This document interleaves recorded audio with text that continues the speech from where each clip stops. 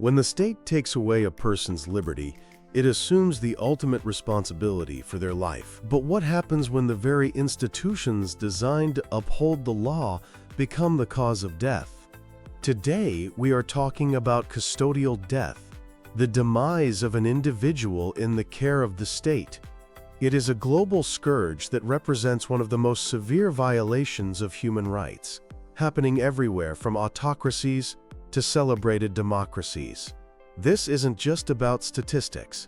It's about lives cut short and a struggle for truth against a wall of silence. A death in custody is a profound betrayal of the state's duty to protect the right to life. Let's delve into this darkness, exploring what custodial death is, the laws built to prevent it, and the immense challenges in the path to justice. First, let's break down the anatomy of a custodial death. Broadly, it's the death of a person under the control of law enforcement. This can happen in a police station, a prison, a detention center, or even during an arrest. These deaths can be categorized, though the lines often blur.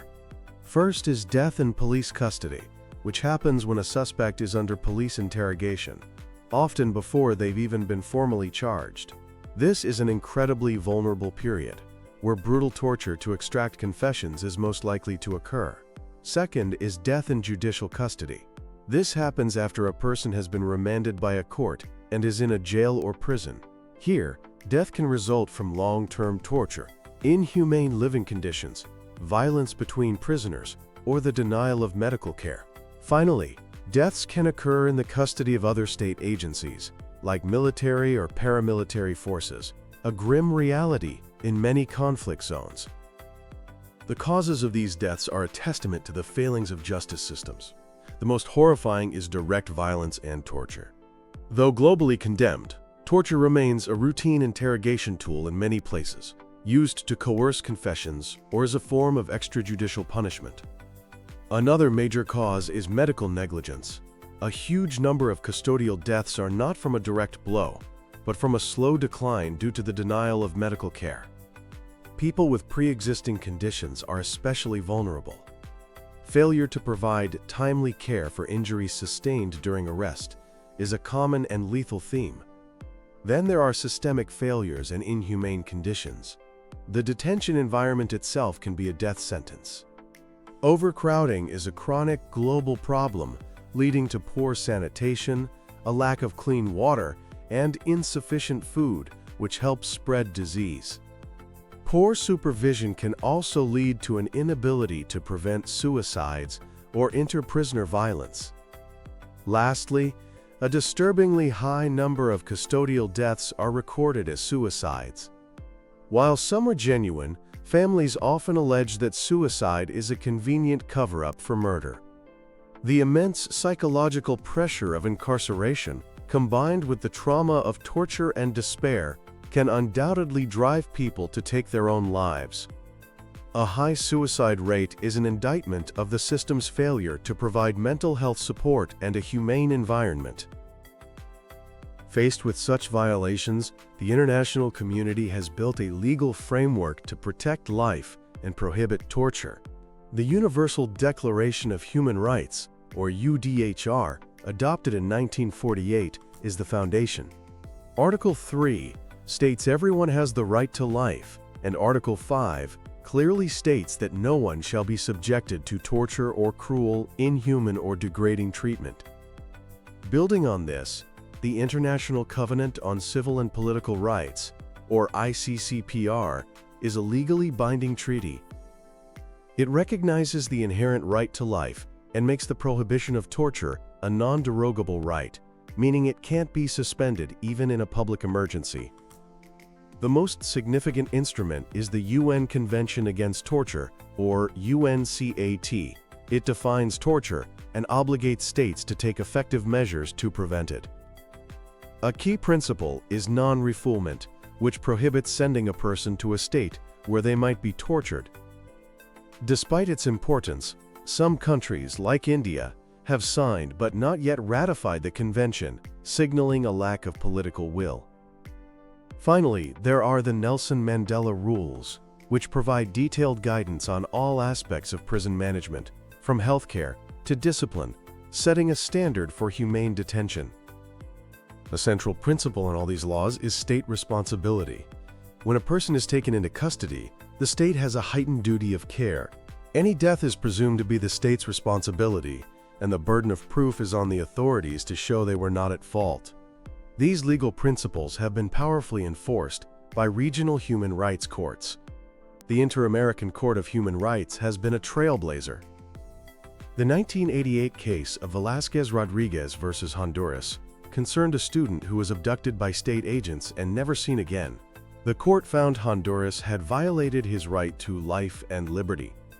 It established that forced disappearance is a multiple and continuous violation of rights, and, crucially, that the state has a serious duty to investigate.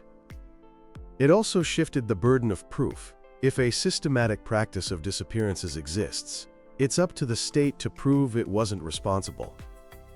Another case, Pacheco Teruel versus Honduras from 2012, dealt with a prison fire that killed 107 inmates. They were housed in a severely overcrowded, unsafe cell.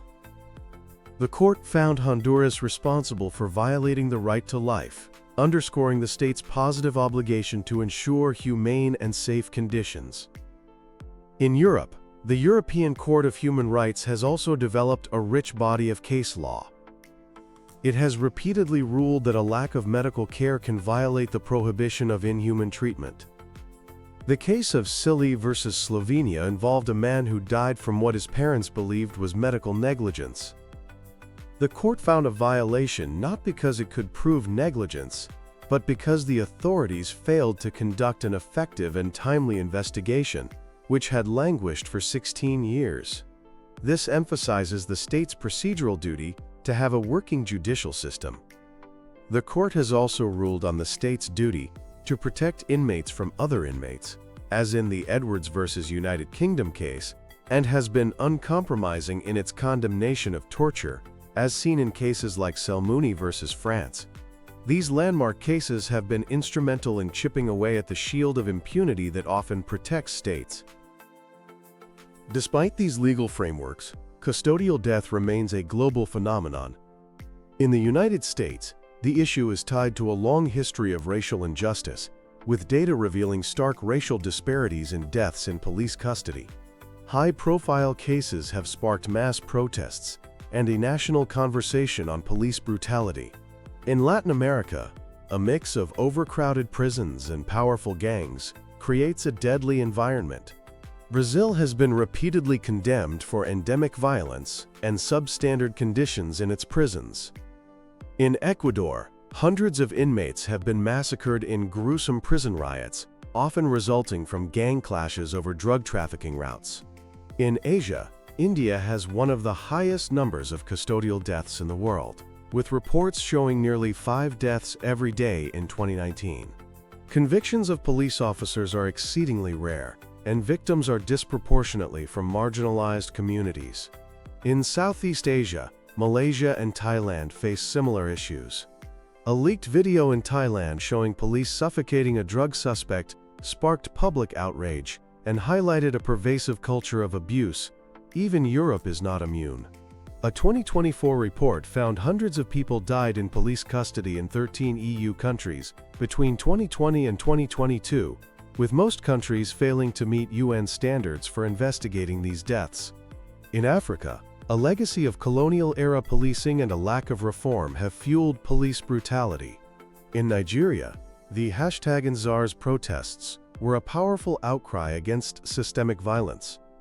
In South Africa, despite the end of apartheid, the police force continues to be plagued by allegations of brutality.